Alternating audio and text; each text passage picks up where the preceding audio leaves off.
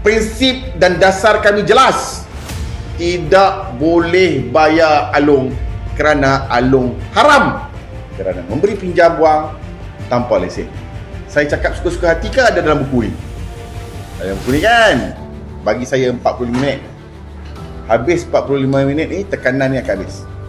Dan semua yang saya handle ni, kebanyakan yang tuan tengok semua yang saya handle ni, kebanyakan bukan setakat tekanan tu habis.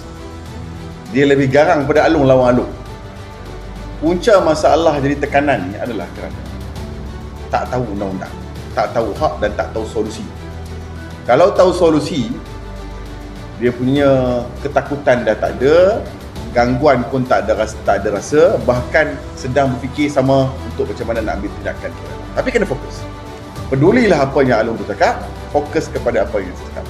Perkara yang pertama, mengapa kita tidak boleh bayar Along?